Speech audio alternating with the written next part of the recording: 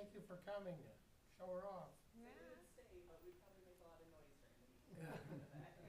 I used to bring my kids to the board meetings to do that. Good seeing you. Yes, see Stephanie. See ya. And they still promoted me. We saved you a seat. Thanks. Good morning. Good morning, Patty. Morning. How are we this morning? Glasses in here or not? Oh, good morning, Pat. Didn't see you sitting there. He's busy. Ah, 26%. I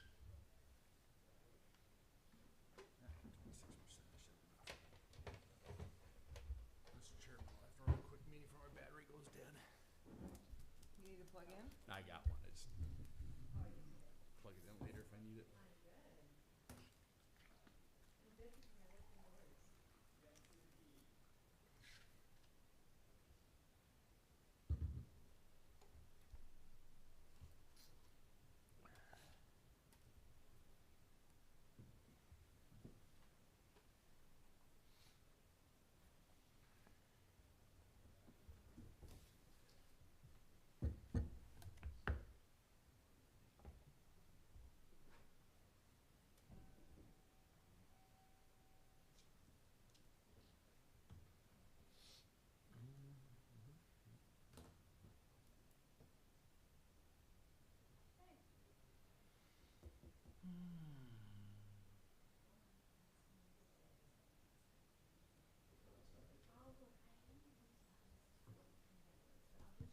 So how's that air conditioning in that building doing?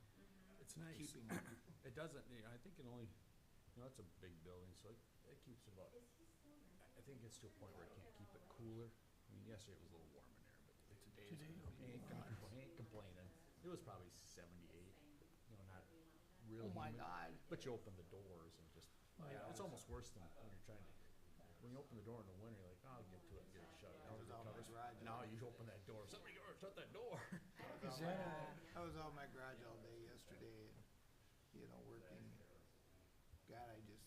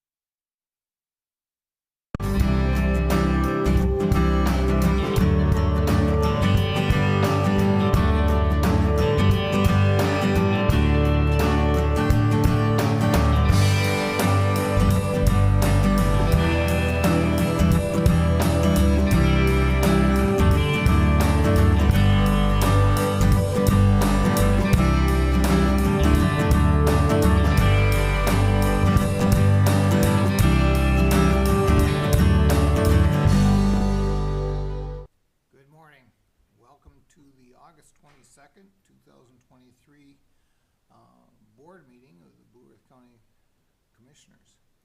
If we could stand and say the pledge of allegiance to the flag. I pledge allegiance to the flag of the United States of America and to the republic for which it stands, one nation, under God, indivisible, with liberty and justice for all. And our agenda review, Bob. Mr. Chair, there are no changes to the agenda today. I'll move the agenda. Second. Got a motion and a second, any discussion? All in favor say aye. Aye. Opposed the same, passes. All right, the next item on the agenda is planning and zoning. Planning and zoning staff are here to present their action item. This is a public hearing. Public comments will be allowed in just a moment. Comments from the public are expected to be civil and respectful. Please note that this meeting is being recorded and there is a 5-minute time limit. And the county administrator will give you a 1-minute warning to let you know when you use the allotted time. In addition, the board may restrict or limit the time allotted to a person whose remarks are repetitive, are not relevant to the matter under consideration by the board. I'd ask the planning and zoning staff please introduce themselves for the record and then introduce the item before the board. Good morning, Commissioners. My name is Garrett Good morning, Rolfing, Garrett. Blue Earth County Property Environmental Resources. PC 22-23 is a request from Victor and Kathleen Barkey Living Trust and Jason Winarka, which is a request for review and approval of the preliminary and final plat of the Barkey Acres subdivision. The plat will include 2 lots. The properties being platted are zoned rural residence and are located in the southwest quarter of the northwest quarter of Section 17 South Bend Township. Staff presented the report. There was no comment from the applicant and there was no comment from the public. The Planning Commission had no questions or concerns regarding the proposal. Following the discussion, the Planning Commission, by roll call vote, voted unanimously to forward a recommendation of approval of the request to the County Board based on the findings and conditions recommended by staff. And the board action is the passage of the resolution based on the recommendation of the Planning Commission. Thank you. Thank you. At this time, we'll open the to public comment portion of the hearing. If you'd like to make a comment regarding PC 2223, please come to the podium and state your name and address for the record. Is there anyone wishing to speak to PC 2223? Is there anyone wishing to speak to PC 2223? And for the last time, is there anybody wishing to speak to PC 2223? If not, we will close the public comment portion. Are there any comments from the board? I don't have any, Mr. Chair. You know what, I would, move the resolution. Got a motion to move the resolution Second? and a second. Any discussion? All in favor say aye. Aye. Opposed the same? That passes. Thank you, Gary. Thank you. Thank you, Garrett. Have a good day. Thanks, Garrett. All right, and now we'll have, Miss Nancy Bokelman step up. Morning, Nancy. Good morning Hey, again. Nancy. Good morning, Nancy. Mr. Chair and Commissioners, I might just jump in at this point, and it's a little unusual to have Nancy here not as a part of an EDA meeting, but this is regarding some funding that comes to the county that we're working with the EDA on. So it's kind of a different route in terms of getting money to the EDA, and that's why we're not doing an EDA meeting All right, with thank you this for the particular clarification. item. Sounds good, thank you. So today we're here to talk about the local homeless prevention aid that Blue Earth County is getting from the Minnesota Department of Revenue. And they're planning to provide this aid to Blue Earth County over the next 6 years. And right now we know for 2023, the county will receive $158,688. And in 2024, they'll be receiving $1,932.526. And these funds are meant to help youth in our communities, and that is an underserved population that we haven't been able to do a lot of work on. But definitely knowing youth families are who we want to target, and knowing that we're benefiting the youth and ensuring that they're not homeless is key to these funds.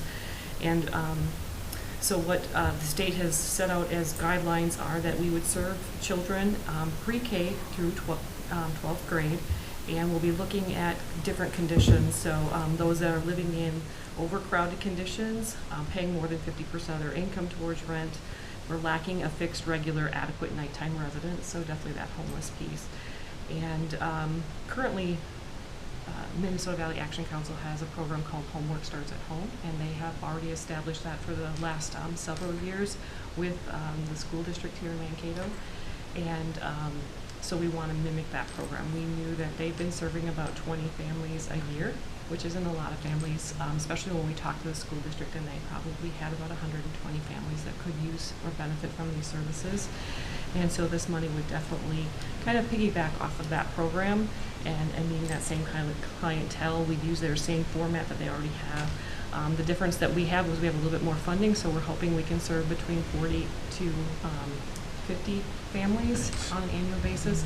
And we're just estimating that because our intent really is to get them into housing and stabilize them, and then give them that ability to use a preference to getting into our Housing Choice Voucher program, so we can transition them into the program and really maximize the use of our voucher program, and so the services will be there longer than, they say up to two years with this funding on an average, but we can actually transition them and stabilize them and work on self-sufficiency issues and maybe even lead them into home ownership. So that's kind of, we're hoping that we can use this program to do that.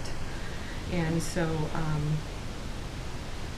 we're bringing this resolution to you to enter into a subrecipient agreement with the Mankato EDA to administer this program. So we've received the funds. We'd be paying that out to the families and then working to transition them into their housing. I know this particular year, Minnesota Valley Action Council indicated that they actually had a reduction in funding, and so they're only going to be able to serve 10 families, so it's good timing for this to try to help set up another avenue to try to make sure we can serve the youth in our communities. And youth in our communities and the families, they can already apply for the voucher program, but there's a waiting list, and so going through this avenue will shorten that time for them to be on that waiting list and transition them onto the program. That's all of our staff report, and I would ask you to review the resolution adopting the subrecipient agreement with the Mankato EDA. All right, any questions for Nancy? No, but I appreciate you stealing all you can from MVAC and trying not to duplicate and reinvent the wheel, so great job on that. Yep. Nice to just work together and get as many kids in the system as we can. Appreciate Absolutely. that. All right, and we're looking for a motion. So moved. Got a motion Second? and a second. Any discussion?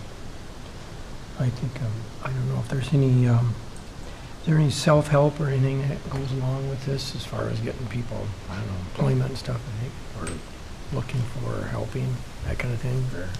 Yes, so we will be supported by the social workers at the school district for the whole year. But then when they transition to our Housing Choice Voucher program, we have that family self-sufficiency component where we have a counselor that would work with them to establish a plan to become self-sufficient and look at increasing that income. So the self-sufficiency piece really looks at wages and making sure they have that job that will support their families. So definitely that's a piece of it. That's good, thank you. And all this is very, very important. If I think people would be surprised to find out how many homeless are living in Mankato. I mean, it's unbelievable, the amount of people that are living out of their cars. So anything we can do to help, I think that's positive. All right. All in favor say aye. Aye. And opposed the same. It passes. Thank you very much, Nancy. Thanks, Yeah, thanks, Nancy. All right. And now we get our monthly report from Phil Clausen, our Human Services Director. Come on down. Good morning, Phil. Morning, Phil. I'm already sweating and I'm not even before the board Oh, yet. it's brutal out Oh, now to really. Not gonna get any better. Did you walk over? No, I didn't. No, I can't even claim that. Well, Mr. walking with a sport coat on. Exactly, that, you can feel it. Mr. Chair and Commissioners, I have a handful of action items first to bring to your attention. The first of those is under supportive housing, so it fits with what Nancy just presented on. CLI is one of our grants that we have additional funds coming in from DHS. It does provide direct assistance for people with housing instability. So to the Commissioner's previous question, these are some of the dollars that go right to the resources that are not being covered. It is a 4-county partnership, and it is administrated through Partners for Housing. The additional funds for this round are $100,000. The direct expenses that are included in the grant are security and rental deposits, first and last month's rent, back due rent, application fees, and essential furnishings. And that last one is a big one because often that is not included. So people get a new place with no bed, that kind of a thing. And so we're pleased about that, and that it's also accessible in that way. The previous grant was for $414,700, and so we add the $100,000 to that. Of that, $467,000 are for the direct assistance and $47,700 for the administrative costs. The term, June 1st of 2022, which was the original date, extended through March 31st of 2024. The companion contract next from Partners for Housing is about the administrative piece of that. Lists out the counties there: Blue Earth, Rice, LeSueur, and Nicollet, and same underlying goals for securing, accessing, and maintaining housing, and the expenses are the same, and of course the dollars are the same, with the $47,700 for the admin portion. Term for this one, because it started a couple months later, August 1st of 22 through March 31st of 24. Proceeding to public health, one item, and that is Minnesota Department of Health Temporary Assistance for Needy Families, referred to as its acronym of TANF. This is for home visiting, teen pregnancy, and to support our WIC clinic. Our goal is to make sure we have healthy pregnancies, healthy births, and parenting education, all with the focus of kids being on track to start kindergarten. So I always think that's an interesting time frame included. Total of 4 years, $281,508, and again, that is spread out over that 4-year cycle. It's a small increase from the previous contract, and the term July 1st of 23 through June 30th of 27. Next section, final section, 2 items, financial assistance. Open Door Health Center, this is part of our unwinding efforts to get people back on their health care, which has been suspended for the last years throughout COVID. To support those unwinding efforts, we're engaging Open Door, who's agreed to provide on-site support for our healthcare navigators and specialists. We'll have to hire those, so they're actually going to do the hiring of that and co-locate some of that resource. The purpose is healthcare eligibility redetermination process, and it is our responsibility to determine eligibility for MA, medical assistance, as a mandated services to our residents. Our hope, our measurement is improving response time with the applications. The contract is not to exceed $130,200, and the term of the agreement, August 1st of 23 through June 30th of 24. Just an editorial note there is that the state has month over month here extended the timelines, so financial workers are trying to set people up for termination. If they're not qualifying any longer, then the state leapfrogs that forward, and this is the 3rd round now. We just found out that they did that again. So I think, understanding that they want to keep people covered for healthcare, I get that. The financial workers are starting to be frustrated by doing all the work and then saying, well, we're going to kick it down the road another month. So that's what's happening. There's pros and cons to that. Final item for action, Mr. Chair, is AMV, AmeriCare mobility van for non-emergent medical transportation for residents who are insured through medical assistance. The goal is to get them to their medical appointments. ARPA funds are being used not to exceed $38,875 for the rest of this year, based on defined eligible expenses. This is backlogged a little bit, but what we want to help out with for AMV is the unloaded miles, canceled rides within 24 hours, wait times, and expenses related to electronic billing, which really helps our administrative process. This amount that we're wanting to augment is equal or less than what transportation's received from managed care organizations when they contract with those in our community. And also, many other counties also do this exact same process to try to help undergird the business side of this vendor. The term January 1st of '23 through December 31st of '23, and that's it for my action. All right. I would move approval of the action items. Second it. Got a motion and a second. Any discussion? All in favor, say aye. Aye. And opposed, the same. That passes. So you got some informational stuff for us. I do, Mr. Chair. I'll try to move through this fairly rapidly. Most of it's straightforward. Included some notes on the initial slides here that I will not go through, that kind of talk to the slides that follow. I want to do a better job of presenting both the data and also emphasize a little more on how our service delivery mission comes into play as well when we face the direct face-to-face with the people we serve. So this first page and a half is related to the charts that I'll go to, table 1, and that one talks about total reports and allegations for our county, and this is for 2022. These are state managed systems and data sets, so there are some issues with that come up for us at times.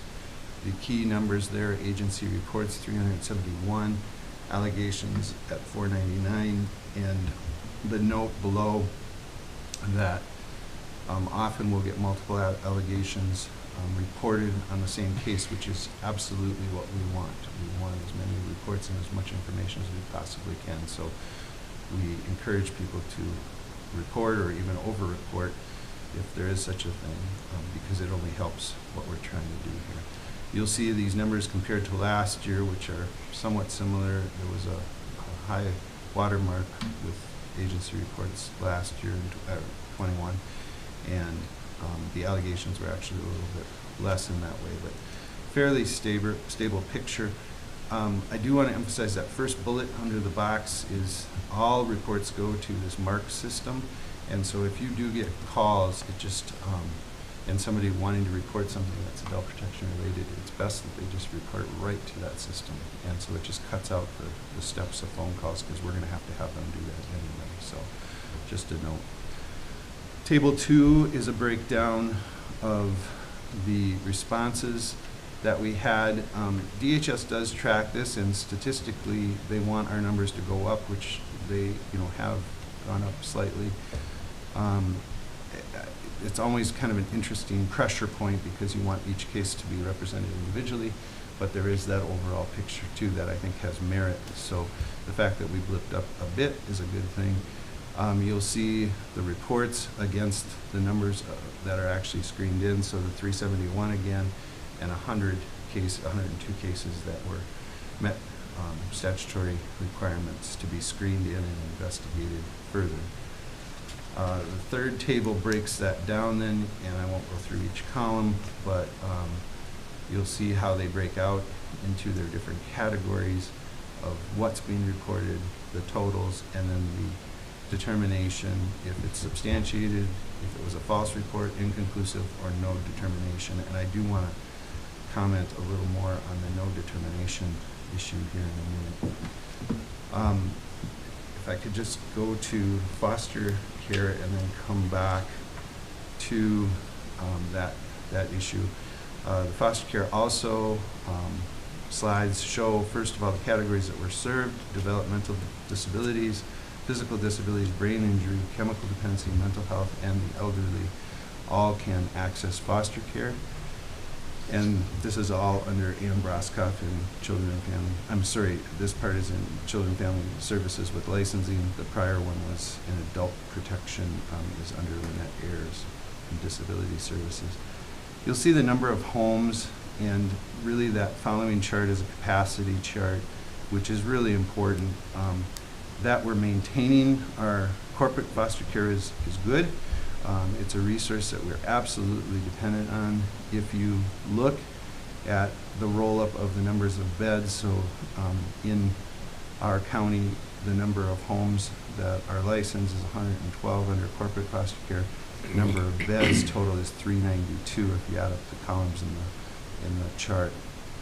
And then if we add that to adult family foster care, so this is a family setting where people open their homes to provide care. Sometimes that's somebody they know.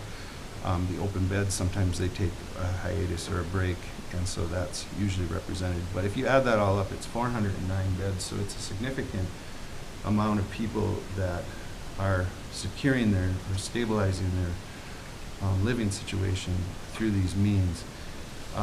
My comments that I want to make sure I attend to a little more for the board is just how many families that represents. And so a lot of us have stories where a family member's in foster care, or a family member, needs to be in a corporate situation for their daily cares, and how many people that affects. So I just emphasize that a little more than I have in the past. The data shows the number of beds, which is a little bit removed from the number of people, which is a little bit removed from the number of families that are impacted by this work, and how important it is for our providers. If I can back up to those slides with the narrative, the page and a half, there's a comment at the end that starts, the paragraph starts at the very end of that slide. A change has been made legislatively, and it's regarding the no determination with the case plan. And what what Lynette's indicating here is that the 20 self-neglect folks, what we can offer now is that you don't check the boxes, but there's a concern, and we can offer some case management in that circumstance. And I really appreciate that philosophy. I think that's a philosophy we've held for a long time in human services. Specific to really Yellow Line, that philosophy where we come alongside people. Angie and I always talk about not flushing people, so we stick with them no matter what. And this kind of an adjustment to say we can look at a situation where there's, in my opinion, definitely a problem when people report. To say there's no problem is, I don't think, representing what the reports show. When we don't meet statutory requirements of maltreatment, there's this gap. And I just appreciate the chance for us to stand in that gap and try to provide some help. A little precursor to the findings of Yellow Line, we were in a bit of a hole, which I think Pat can attest to, in that we had more than our share of cases come through courts, shorter times between the times they were seen in court. And the net effect, one of the things that happened when we talk about recidivism is we went back to average. So that's a great move. It's a great move in the right direction, but we're still at average. We still have issues. I think what it's done is really addressed a lot of the real chronic folks that we've struggled with for years and years, and looking at Vance with the law enforcement side too, where we spin, where we see the same people at revolving doors. So that impact is more than I would have maybe even hoped for, because it's so hard to measure. So we had to do that kind of scientifically, so they did that. The other finding that I think relates to adult protection is just that context, back to what I was talking about, is our willingness to sit with people and come alongside people makes a huge difference. And so it's not even that they engaged, which you'll see the engagement rate with voluntary in the Yellow Line, and the same would be here with adult protection. They just say no. But that impact on us sitting down and saying, how about this, here's a brochure, how about you go back and talk to your sponsor about your chemical health, whatever it might be. That is another big finding, that it really reduced a lot of the dependency on a lot of the high-end care. So those two things are something to watch. I would simply say to the board, my long soliloquy here is, that, yeah, we don't flush people. I would say we run the machine and it takes 70% of our time, and the 30% is how we come alongside people, and you can't unbundle those.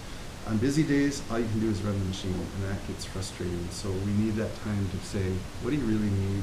How can we really help? And that brings the mission back into scope. And I feel like our staff do a really good job of just that. Fast forward back to my last slides, the metrics. This is another part of our business. I think this fits within the strategic planning part of what we do. We try to solve problems. I say everybody in our shop gets paid to solve problems. That's what we do. We try to make things better. One way we do that is by this project management platform. You'll see the breakout in the buckets, and those are specific to some of our roles that are played through Mark Lubke, who has been with us for a number of years and now knows our language and knows our inner workings, and so his contribution is invaluable to us, and he's a big producer of product at the end too. We partner with IT in every one of those, and Mark's really partnering with IT in all of the things he's involved with. There's other projects that are non-technical that don't need IT or Mark, and so that's represented in the pie chart. And then you'll see the ready for BRD, the table setting for the bucket of projects that are either on hold, which is the following one, or they're waiting for us to greenlight it. The overview box, 2022 to 2023 overview, you'll see 42 projects were completed. Actually, if you add up the active in progress and the active non-started, that also equals 42, so that's what we're poised to engage. So we completed 42, we got 42 coming, and there's 2 that, for whatever reason, we decided to cancel. That's really the big picture. I did this last year too, is give you a bunch of examples. I don't expect to go through them, but just to let you know what some of the titles mean. I'll be honest, some of them I don't know what they mean, so I'd have to dig into what they are, but there's a vitality about it in that they're active. We're looking at our operations. We're trying to find things that need either a tweak or something more major. And the final pie chart at the end is the breakout of the open projects that we're looking at for this next cycle, and how that breaks into those same buckets of people, IT, other staff, and things that are in the queue. So that was a lot, but that's what I have for you. Thank you so much. Yeah. Mr. Chairman? Yes. So, as we look at these charts, and we all know that IT has a lot to do with all departments. Correct. But as you put them in numbers and charts, I see a lot of IT in your departments. So are these relationships you have, are they building programs, or they're not actually doing the work? Are they, just explain a little bit to me about what they're doing, just because I'm curious, because they're really entrenched in this. Well, it's a great question, Commissioner, and I'm sorry, did I cut you off? Were you saying something? Nope, Okay. it's interesting. Yeah, so this is where, I feel like sometimes I don't do a great job telling you the full story. So this question you're asking is, how does this work? Well, each of our programs, I think we're in the program business, right. So we run programs in all our units and have supervisors over the top that I think are our hinge positions that push the resources and services out to the community. Each of those have a platform that they run off of. So you'll hear us talk about SSIS, which is the social service side, Page Docs, and public health. So they all have these different platforms. Things break, that's usually where IT helps us, is if something's not running mechanically, that usually goes to an IT fix or a customization. So we say, hey, what the state's pushed at us isn't working. We need to build a room on the house. So that would be, those pieces there that we either partner with IT, or if something broke, have them talk to the state and try to figure out a way to problem solve and troubleshoot. When we get into the entrepreneurial side of it, it's how would we like things to be. That's when a supervisor says, hey, a good one that we're active on now is weighted caseload. So right now, if you just use the state system in almost every discipline we have, they define a case as a case. Well, it doesn't take a rocket scientist to know that some cases are harder than others. And so some cases in caseload take a ton of time. We had a family come to us with seven siblings all at once, and you have to sort that out, and it's really complex. So how do you weight that and say if a staff gets a really high-end person with multiple needs, how does that compare to somebody that you really just have to check in on and things are going quite well? And so we're trying to design a system where we put metrics to that and say, here's the overall score of what you have to bring equity to caseload, so one person doesn't get pounded with hard cases. So that's an example of a build Okay. that we would do that the state doesn't offer us. It's more, I would say, sophisticated than what we get in the basic form. All right, but that's helpful, and I kind of assumed that's what it Mhm. was, but I appreciate seeing it, in a chart. Yeah. And it's nice to hear that, you're not using the staff that can provide the services to deal with stuff that they don't know how to deal with. Exactly. And I think we do some of that, Commissioner, as well as we expect supervisors to really understand these technology problems. It's not how they're trained, it's probably not how they're wired, but partnering with Mark and partnering with IT, that works. Yeah. So we need those different disciplines because obviously my psychologist side says we're all wired differently. We need different folks with different wiring to help us sort this out. Well, I can relate to that. Yeah, absolutely. Someone else fixed the computer side of it, let me do what I do, so. Little cars these days, yep, I will say, so, yes. But I just, this is just eye-opening, as we all know on the board, that IT is, instrumental in every department Right. we have. But to see that they're this involved in your organization It is. really takes a snapshot of that, and, it does come down, I was talking about the people we serve, but the people we have on staff too, and like Mark's talent and his ability to work with, a couple of key people in IT in partnership is where the efficiency really comes. And if we worked in silos and we just wrote it up and handed it off, I think the product would be a lot less than more of a fluid response and not putting so much pressure on either the supervisor or the line staff that probably aren't trained in some of these areas. Thank you for that answer. Yeah. Or explanation, I much. guess. Thank you all.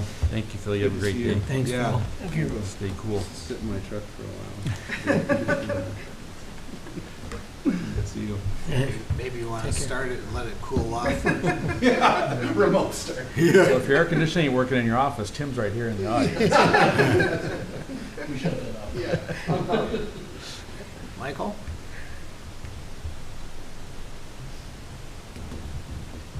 Good morning, Mike. Morning, Good morning, Michael. Good morning, Commissioners. For the record, Michael Stolberger, Property and Environmental Resources Department Director. Today I'm bringing you an elections agreement that we'd like the board to act upon. You may have already read in the paper that the school board did call an election for November 7th. In anticipation of that decision, we've had some conversations with the school board administration in terms of administering the election on their behalf. So what we have in front of you is an agreement, a joint powers agreement to administer the election on November 7th. It's essentially a one-year deal. There's only one election left in this calendar year, so it would be for one election, one special election. The agreement follows the framework that we've used for the City of Mankato agreement for quite some time with a couple of notable distinctions. The first one being that what they would be paying us for would not include any human resource services for election judge. That would be payment and any of the other insurance and reporting requirements there. They would be responsible for that directly. We also would not be handling any of their mailing responsibilities. For a referendum election, there is some pretty significant costs related to mailing out notices to households regarding the referendum impact, and so we are not absorbing that in the cost of the agreement as well. Other pieces of the agreement do stay pretty similar in terms of logistics on election day, handling absentee voting and such. So looking for board's questions on that or eventual action in terms of entering into an agreement with this, the school district for the remainder of the year for their one special election at a rate of $92,400. Any questions? I have a few. Of course you would, Patty. That's your expertise. Did they discuss at all conducting this by mail? We did ask them about their interest in conducting by mail. School districts can do an all-mail ballot for a special election. We explained to them the cost as well. They were not interested in that option. Was it a pretty big cost savings? The cost is going to be pretty similar to what we're charging, and then we would add on election judge pay on top. So there would have been some cost savings for them under a mail ballot. Do you have to use all the current precincts? We do have, for a school district election, we have combined polling places, and so for this election, for a little frame of reference for you, there's about 40,000 registered voters in the school district, so it's equivalent to the size of the county. However, we cross over into Nicollet and Lesueur for a little bit for this election. They're able to combine their polling locations to account for anticipated turnout. The school is going to go with 10 polling places, 6 of them in Blue Earth County, and then 4 of them will be in Nicollet County. All in North Mankato, of course. One more.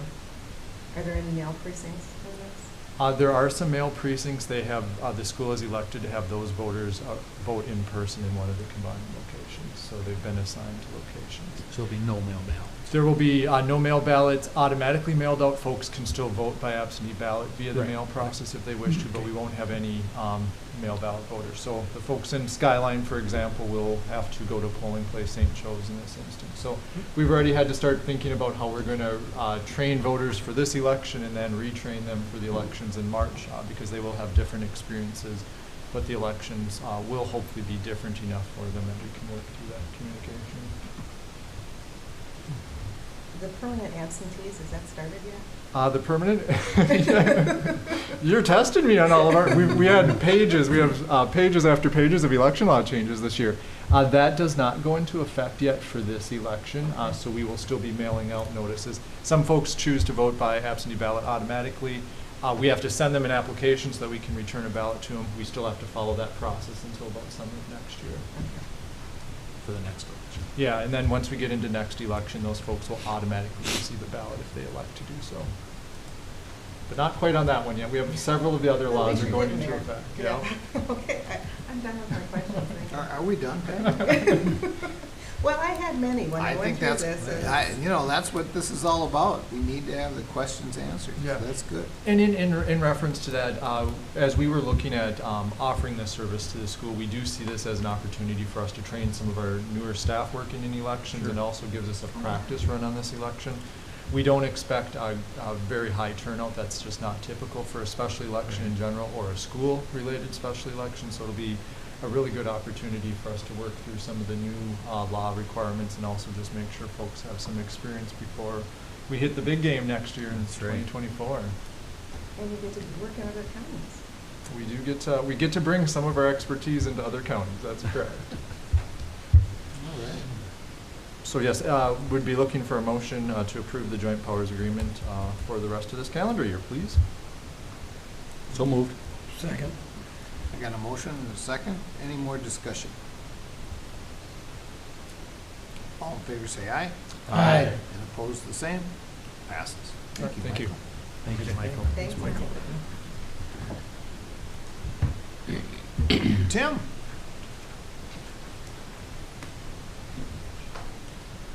Good morning. Morning, Tim. How we doing? Good. Good. We were talking about raining on the court system. Yeah, a little bit. So, we had a little damage in a couple courtrooms as well. So, but just minor issues there with a little paint and ceiling tile. So, out of everything that happened with the storm damage, we kind of came out pretty good. Besides, Came out lucky then. yeah, we could have been a lot worse there. We actually had it raining in the electrical vault up there, so you could smell the kind of the burning breakers a little bit, and not the good smell you want to smell at 2 in the morning. So, No. but what we're But here today. all for- that was checked out and verified that everything's fine. Yep, we had the electrician there. Actually, we had roofers there and electrician there by 8 that morning, and had everybody checking things out, getting everything patched up. So they finished the patching on that morning. Well, that day, I should say. They got everything patched, sealed up, and so if we did have any more rain, we were covered that way. But yeah, it was a long day. No kidding. But we got her, like I said, we got her all sealed up. And, it actually broke off the vent piping down below the ceiling, and it just snapped them back and pushed the vent piping back, so we had to repipe that as well. So good thing we had a plumber was coming up to be on hand that day as well to fix something else, and we kind of redirected him to fix the vent piping and get that in place as well. So. But today, we're looking at approval for replacement of the roof, a section of the roof up at the Justice Center. We have a large section of roof that, as you know, that the metal flashing ripped back and it ripped the rubber membrane back, but the metal also went flying across the roof and damaged more parts of the roof, and the insulation popped up in areas as well.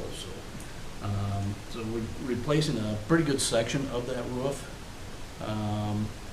We actually got a state contract with Schwickerts.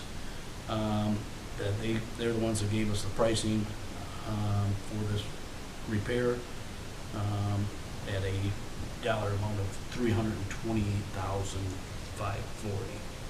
So we're paying for the materials on a separate invoice, and then for the state contract, and paying for the labor on another contract. We kind of did that with the kind of emergency purchase under state statute as well, but we also have the state contract through Schwickerts to do the work. So, like I said, I got a question into them of how soon they can get started at this, and time frame of what it's going to take to get it finished, because we'd like to get it done before snow flies as well. So otherwise, it's just going to be tougher on trying to get a roof repaired with snow. So what we're looking for today, I guess, is the approval for that repairs of the roof. Like I said, they will tear that all off, replace the insulation that has been damaged, and then come back with new rubber membrane and insulation in there as well. So quite the little extensive project up there. We did have money in the budget for 2027 for some roof replacement, but we didn't expect this to happen as well. So we didn't have the money in the budget for this year to do it. Would any of this be covered by insurance, or? Yeah, yep, Oh. we have a $5,000 deductible, Oh. and yep, I met with the appraiser already, he walked Okay. around. Haven't seen the paperwork back from him, but he approved replacing the roof, painting, the ceiling Okay. tile, he kind of walked through everything. So this is kind of an in and out thing then, right? And because if we're gonna get reimbursed for most of it, you keep saying we don't have it in the budget, but it should really be okay. Yeah, Mr. Chair, Commissioners, I do believe this will be reimbursed by MCIT. This is a little unusual. We're probably covered under the public purchasing because we are buying this under state contract, but we kind of covered ourselves both with the emergency Sure. statute and still using the state contract. But it is a bit of an unusual contract to bring to the board, and so we're probably going a little overboard with some of this. I understand. I'll move approval. Second. Got a motion and a second. Any more discussion? All in favor, say aye. Aye. Opposed, the same. Thank you very much. All right, thank you. How Get far her done. behind are they? What's that? How far behind are they, did they say? They didn't even really say, but I was just happy we were able to get Materials? them up there. Yeah. I Okay.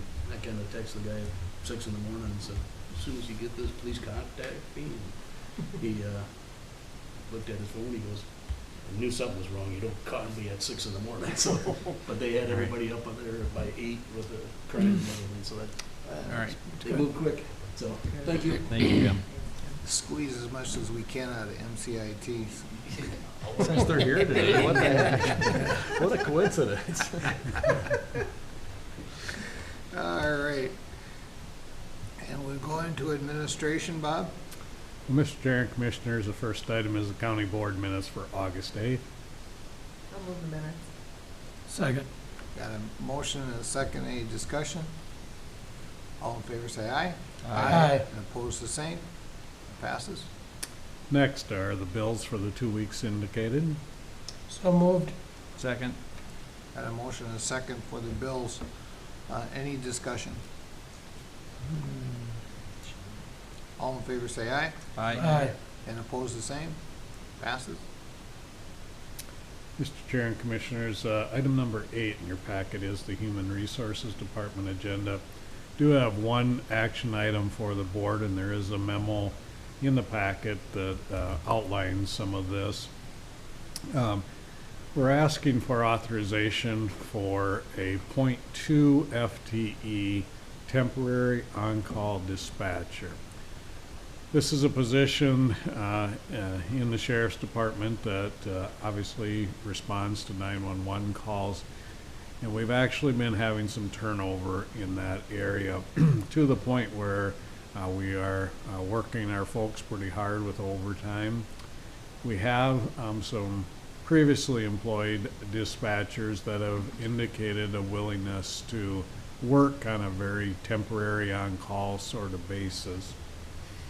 And so under the employee handbook, I had the authorization to approve some temporary assignments for former staff. Well, we've done that now for a year, which is the time limit outlined in the employee handbook.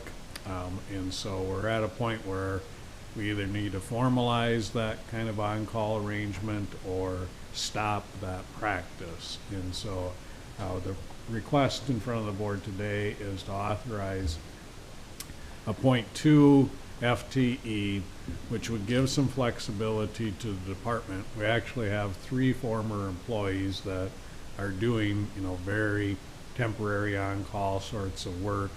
This would bring it into our budget as a kind of a category where we could fit those 3 employees into, maybe they work 1 shift a month or something, but it's just a way to provide some relief to the permanent full-time employees that are working in our dispatch center.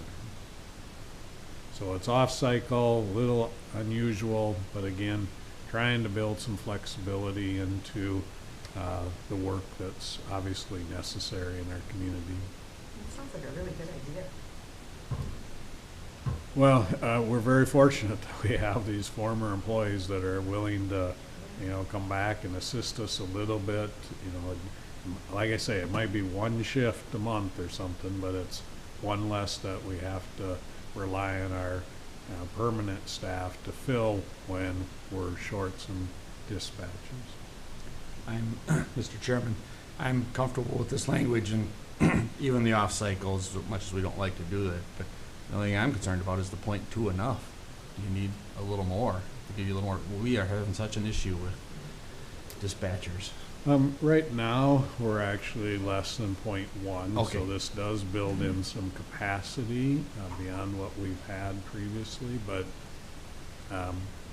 I may be back, who knows? But right now, how long these former employees are going to be willing to do it and, things of that nature may come into play. But the folks in the sheriff's department are doing a nice job in terms of trying to customize these jobs.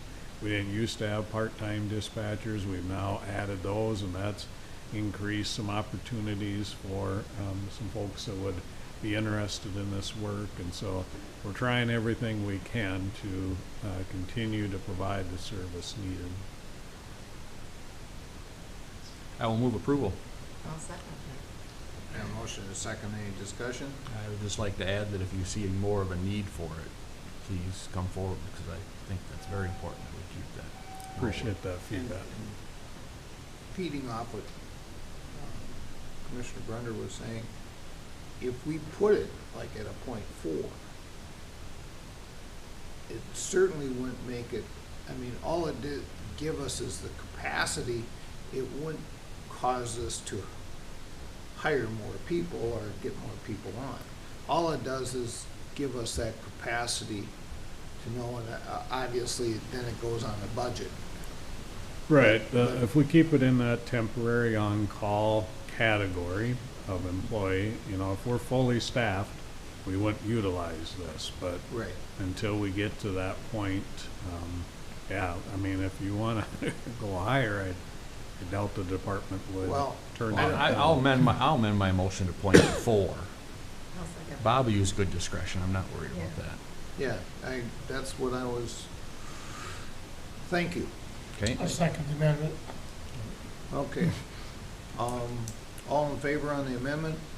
Aye. Aye. Any more discussion on the main motion? All in favor on the motion? Aye. Aye. Opposed? It passes. Thank you, Kevin. Thank you. Under informational items then, we do have a couple of resignations in the library technician, a part-time position there, as well as a on-call library clerk, and so we've initiated recruitment to refill those positions.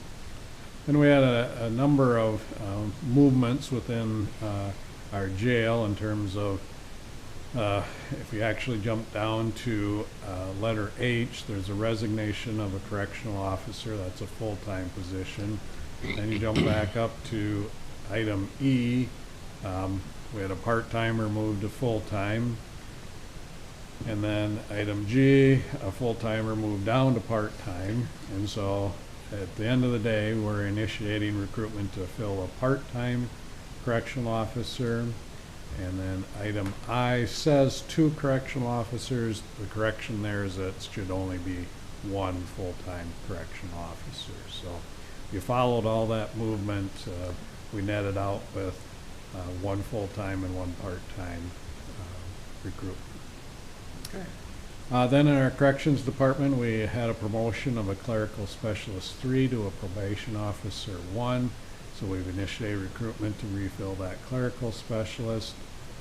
Then we filled a correctional officer, a 911 telecommunicator, a facilities maintenance technician, and an assistant county attorney. So filling some positions that have been previously vacated. I'd be happy to answer any questions the board might have on the informational items.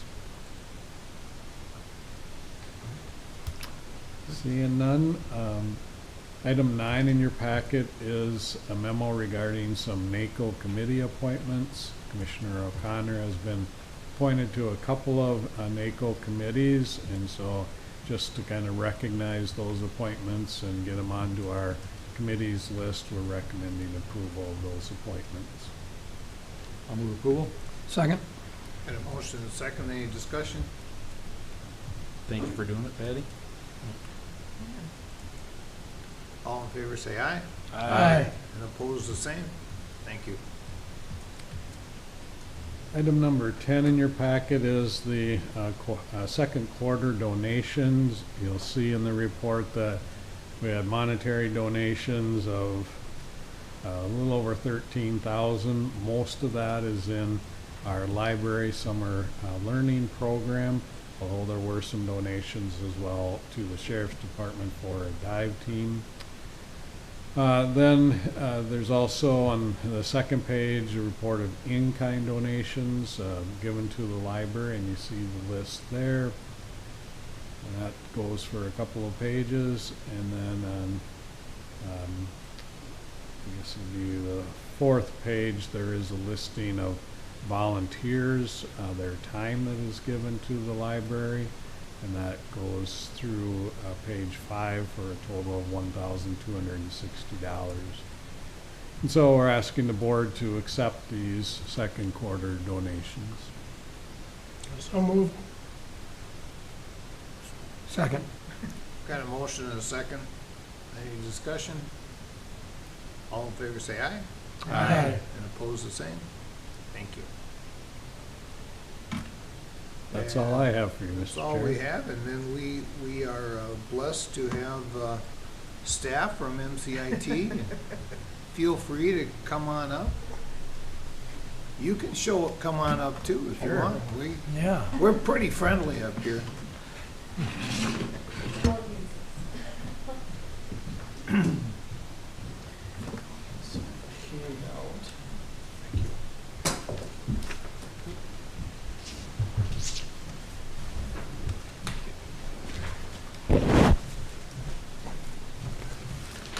As you can see, we have a pretty crowded room, so.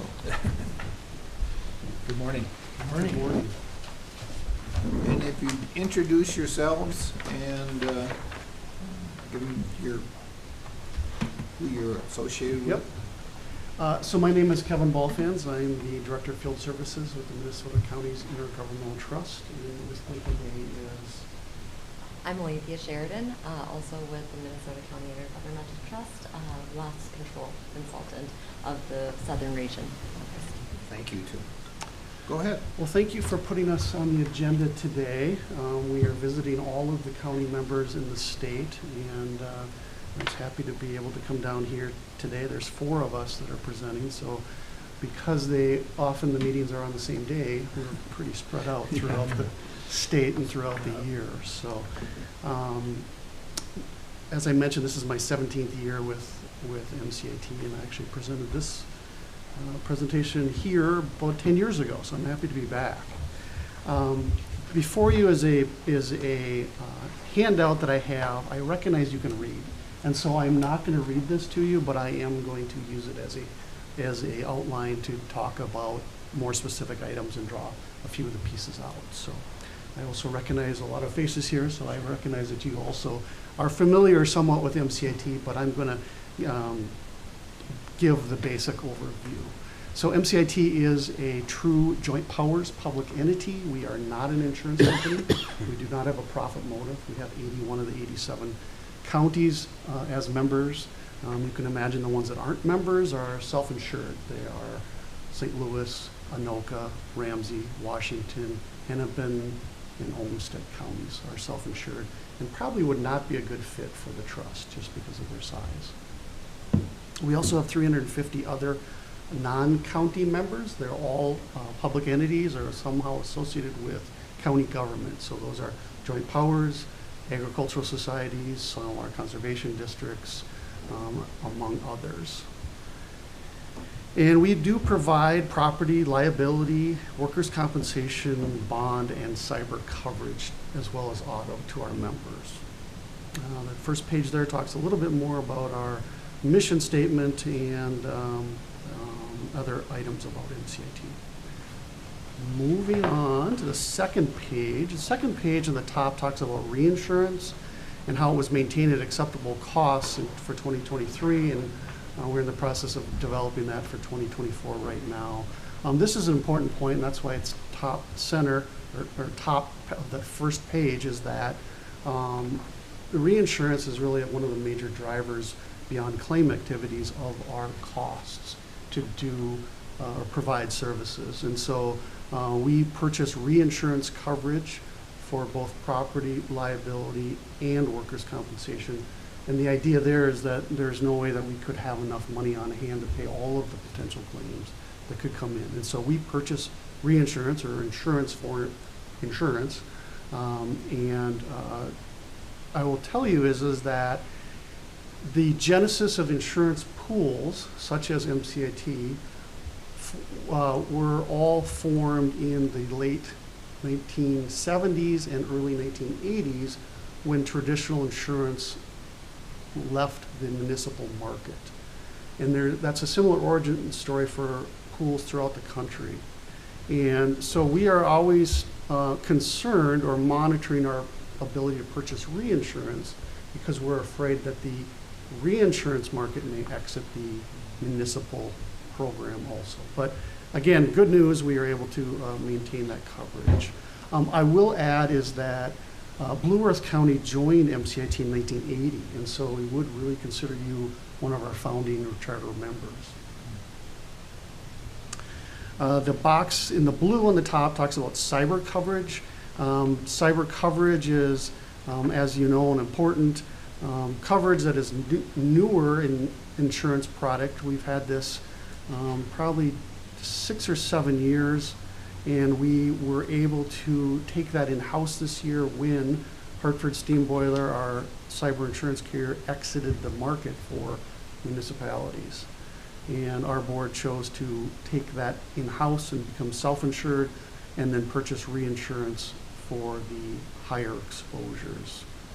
So that was maintained for 2023, and we're in the process of, again, developing that for 2024. In the middle of the page talks about some cost containment measures. Like you, we need to be good stewards of the taxpayer money, and this just highlights a few of the things that we do to try to help control costs, including recoveries, medical bill review, and having a pharmacy program where we access or have our claimants access drugs at discounted prices. The box on the left, the orange box, talks about dividends. Dividends are something that our board will declare if actually sound and fiscally prudent. And so in 2023, or announced last year, there was a $7 million dividend on the workers' compensation side. And you'll see that Blue Earth County's portion of that was just over $108,000. I can assure you that the discussion regarding rates or contribution are completely separate from discussions regarding dividends. In other words, the rates look forward to say, what do we reasonably need to collect to pay all of our potential claims? And whereas dividends look back and say, what do we have on hand that we've collected in the past that we are able to return? Those are very separate discussions, and that helps with rate stabilization. You'll see that there is no property dividend declared for 2023 or in 2022. That's one of the first times we haven't done that, but that does speak to the claim activity and reinsurance costs of that. I'd also like to say our underwriting unit got it right too, so that we didn't have money left over. It's kind of like getting a rebate on your taxes. If you don't get one, you've actually probably done something right. So that's not a universal rule here, but again, I want to assure you that those are separate discussions. The blue box talks about anticipated rates, anticipate expenses. And so this is the rate changes over the last several years. You'll see that our property casualty rates have trended upward, whereas our workers' compensation rates overall have trended downward. There's several factors involved with that. I will share with you is that, again, reinsurance is probably one of our largest drivers on the rates for property casualty. The next page at the top talks about a little bit more about workers' compensation, specifically aggregate claims data. By frequency, you'll see the sheriff and jail operations are by far our most frequent and most severe, coincidentally the same amount, 48% on both. And that is not surprising because of the types of operations they do and the fact that they're 24-hour operations. And then it's followed by highway with the frequency of 11% and the severity of 18%. Again, 24-hour operations tend to be higher hazard type of activities. Moving over to the right-hand column talks about workers' compensation, more specifically for Blue Earth County. The Blue Earth County's modification factor is currently at 1.256. If you're familiar with the workers' compensation modification factor at all, what we do is we determine, based on your payroll and class codes, a manual rate, or what the rate we would charge for those exposures, and then based on a modification factor formula that is multiplied against the base rate. And the mod factor looks back, skips the most previous year, and then looks back to the last 3 years to determine what that rate is. And so the base rate times 1.256 comes up with the contribution that Blue Earth County made for 2023. You'll see that that is actually 25% higher than average, and you'll see that that will probably remain in effect for a few years, because 2022 will come on and 2019 will drop off for that modification formula. And those are similar numbers, and so you can expect that similar number for 2024. There are sometimes changes in payroll and things that may affect that overall cost, but that modification factor rate will continue based on my napkin math here. I can tell you though, as Lethia is working with the county, and there's a high interest in not only maintaining and increasing workplace safety, but help work on that modification factor. And Lethia's met with the county several times this year and has some other things scheduled here to again help try to hold that down. I can tell you that I did this presentation in another county, which will remain nameless, but their number was 1.76, and so we do have a great variety of One of the lower ones I've seen is a 0.70. And so there is quite a swing, but again, 1 being the average program-wide. Moving back to the gray box on the bottom, it talks about property and casualty claims. Property and casualty by frequency, auto is the most frequent and the most severe. That is not surprising to me or Alethea as risk management and safety professionals, because it is well known that autos are the most dangerous thing that anyone in this room will do professionally and personally. Ride or drive an automobile on a daily basis is the most dangerous thing. I often ask if you know what the most dangerous portion or part of commercial airline travel is, and the answer is driving to and from the airport.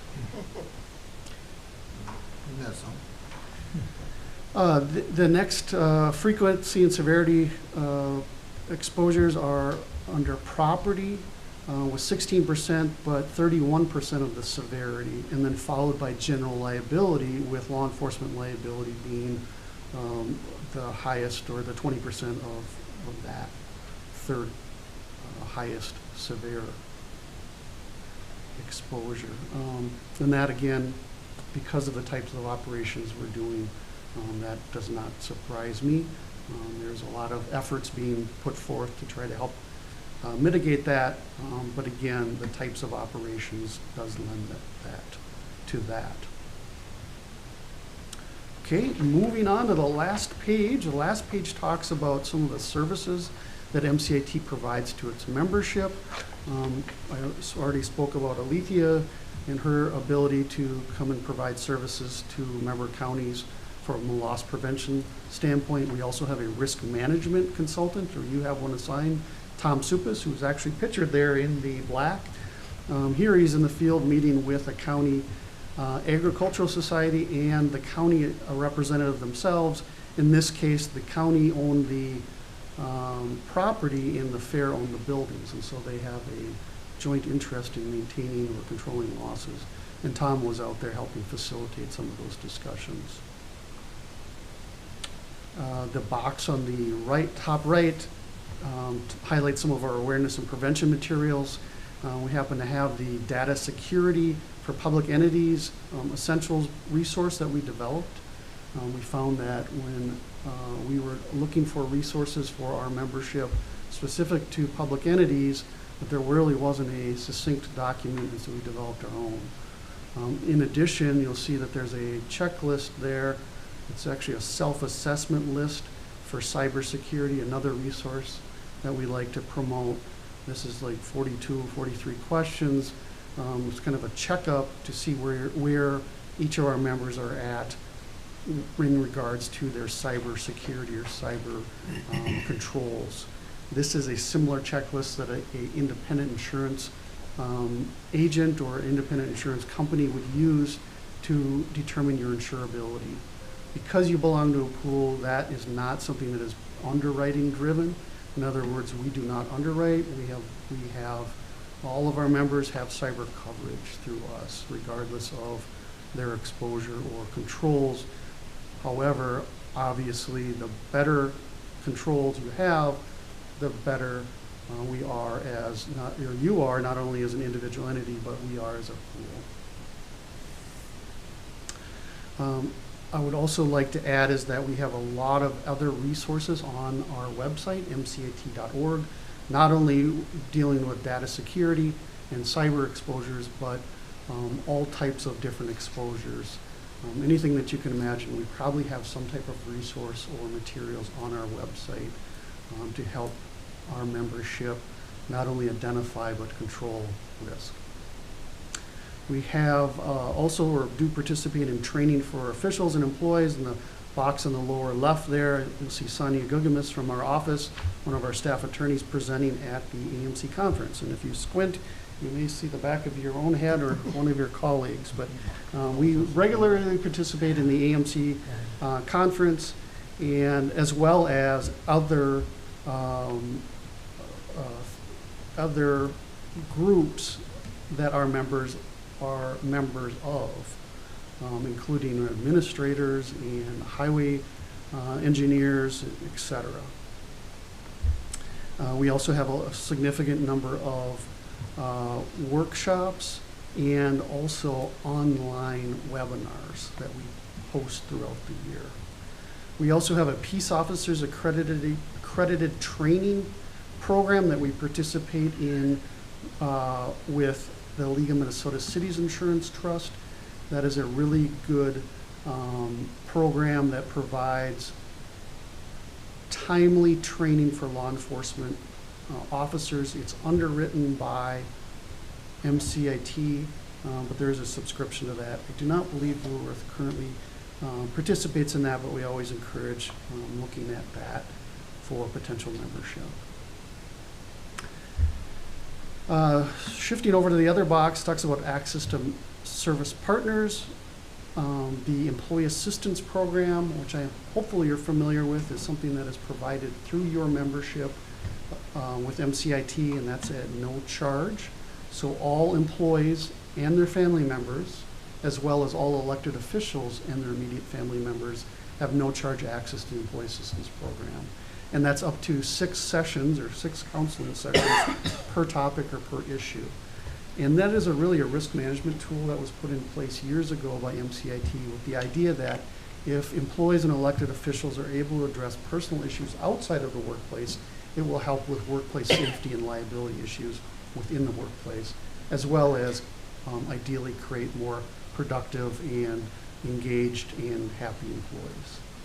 So again, that's a program that we have provided for years, and that's part of membership.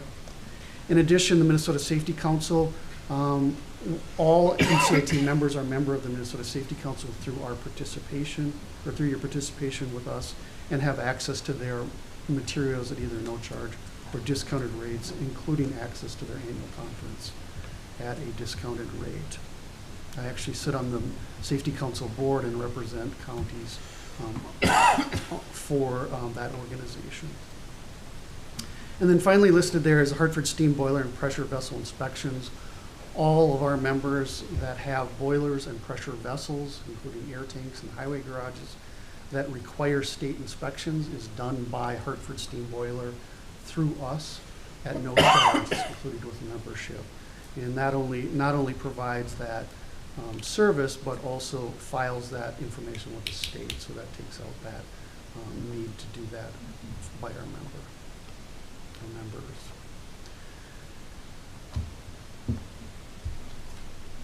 I did want to add, back to the Employee Assistance Program, the utilization rate for Blue Earth County in 2021 is 5.78%, and in 22 was 5.49%. We actually consider the program to be successful at a 4% rate. And so those numbers to me say that employees are notified and know of the program. And so seeing a 5+% number to me is very positive. Again, we pay for that service whether it's used or not, and at over 4% we feel like we are at least breaking even or coming ahead. And so I do commend that. Again, without knowing specifics, I do know that this is being promoted at the county employee level. Okay, and with that, we come to the final list. There's a bullet point list there of things that we really like to encourage commissioners and all elected officials to do, including ensuring or knowing how MCIT coverage would apply, or equally important, may not apply in the event of making certain decisions. Contractual review from a risk management standpoint, something we often or always encourage, I should say. Supporting safety initiatives, including the safety committee activities here at the county level, and supporting training, specifically risk management and loss prevention training, as well as engaging MCIT as appropriate. That's what I have today. If you have any questions. Any questions? Good. We certainly appreciate what you do for Blue Earth County. Thank you so much. Thank you. And I was going to mention I was with Tim at the brand new Justice Center, it seems like just a couple of years ago. Yeah. And it's not so brand new anymore. So Parts of there.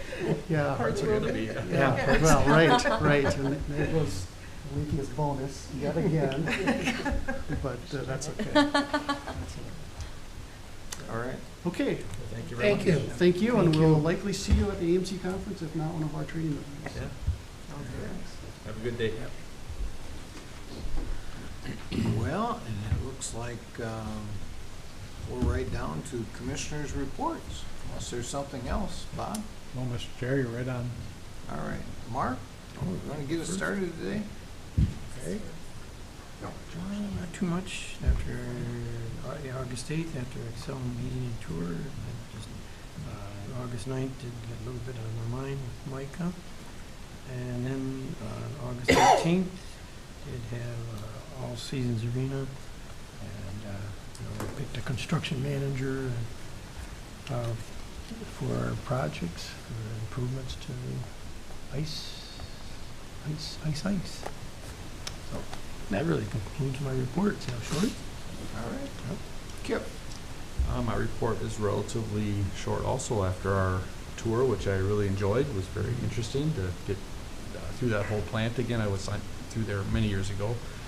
I just had a few regional radio board committee assignments, and I missed a couple of my local ones because of work. So brings me today, Mr. Chair. Okay. Kevin?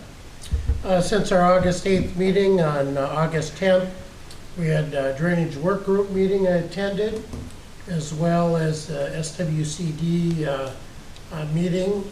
On the 12th, I participated at Breakfast on the Farm. 16th was the Joint Powers Board of the True Transit annual meeting, as well as the Farm Bureau annual meeting. 20th, Sunday, attended the EAA fly-in breakfast, and yesterday had my first NACO Ag Policy leadership call as a subcommittee vice chair. That concludes my report. All right. Patty? Well, I too enjoyed that Excel tour. That was my first time there, and it was pretty fascinating to see how that worked. And then on the 15th, I took the NACO regional call, and the 16th, I went to the Blue Earth County Farm Bureau annual meeting, and that's my report. For me, I had a lot of the same stuff, obviously. I did the Excel Energy Tour. On the 9th, I had Worth, Nicollet County Safe Roads. On the 10th, I had a Highway 169 corridor meeting. And on the 14th, I had a TZD ACHF meeting. On the 17th and 18th, I had a AMC Board Strategic Planning up in Bemidji. And that comes to today, so I'm fairly short today. And unless there's anything else, Move to recess. Second. got a motion to recess. All in favor say aye. Aye. And opposed the same. Thank you.